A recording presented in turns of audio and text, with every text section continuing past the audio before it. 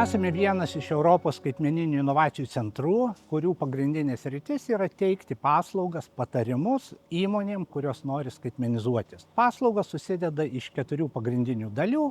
Pradžiai tai kaip visada paieška technologijų, ar tai būtų robotinės sistemos, ar tai būtų išmanūs sensoriai, ar dirbtinis intelektas. Kad tą padaryti, įmonėje atliekame diagnozę, nustatome silpnąsias puses ir pasiūlome. Antroji paslauga yra finansavimo paieška, nes technologijos kainuoja ir jom reikia pinigų, tai finansavimo šaltiniai gali būti privatus, čia ir pačios įmonės dažniausiai žino, bet yra pakankamai daug instrumentų ir valstybėje, kur valstybė skatina skaitmenizuoti. Paskutinės 2 paslaugos tai yra susijusios su mokymu, kompetencijų kėlimu, nes tam, kad įmonės darbuotojai galėtų dirbti su įranga, jie turi turėti žinias arba bent jau nebijoti kompiuterio. 4 paslauga tai yra test before invest, tai yra pažiūrėti, kaip veikia kitur jau suskaitmenintos technologijos, ar tai būtų automatinis robotinis pjovimas ar sandėlys. Skaitmenizacija yra tas ingredientas, ta jungiančioji materija, kuri padeda visuose procesuose, kokias technologinės inovacijos įmonės šiandien beteiktų. Tikriausiai neįmanoma įsivaizduoti šiandienai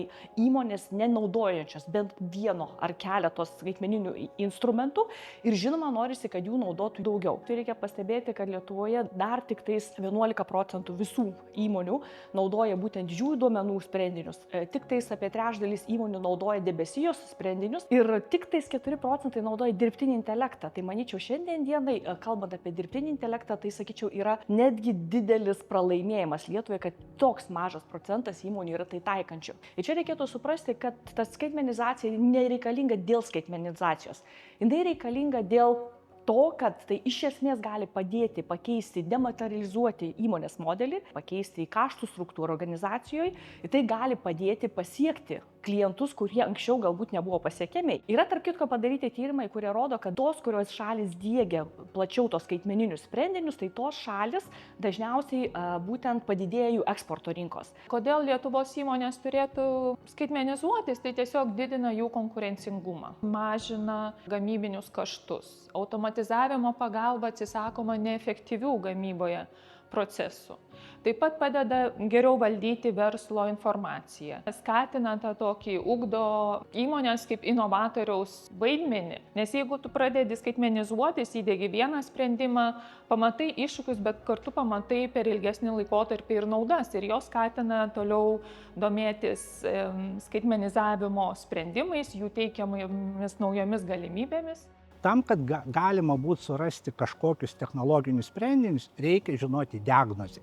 Jeigu įmonė ne viską pasako, arba, kaip sakant, nutyli, arba pasigražina, sunkiau surasti tuos skaitmeninius vaistus tam, kad jinai galėtų pasveikti. Čia yra svarbiausia, kad ne tik vadovas, bet ir kolektyvas, kad būtų pribrendę gyventi skaitmeninį amžių, galbūt jau dalį jau yra susiskaitmeninė, jį pereiti į dirbtinį intelektą, į tam tikrą robotinių sistemų diegimą. Šiuo metu mūsų paslaugomis naudojasi daugiau kaip 500 įmonių Lietuvoje ir netoli 100 ir viešųjų institucijų. Šitos paslaugos skaitmeninių inovacijų centros, jos visų pirma yra nemokamos, pateikiamas pilnas paketas su pliusais ir minusais ir įmonė pati jau priima sprendimą. Mes tik tais padedame susigaudyti skaitmenizavimo visame žemėlapyje tam, kad nepražiopsoti kažko. Mes galime sukontaktuoti ir su broliukais vokiečiais, latviais, kad būtent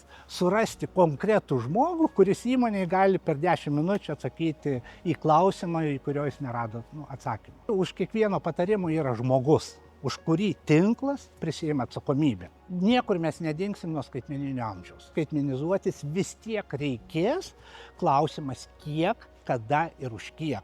Tai būtent paslaugos ir padeda priimti sprendimus, patarti, kokiais žingsniais judėti. Įmonėm aš visą laiką sakau, suspėkite nuvažiuojantį traukinį.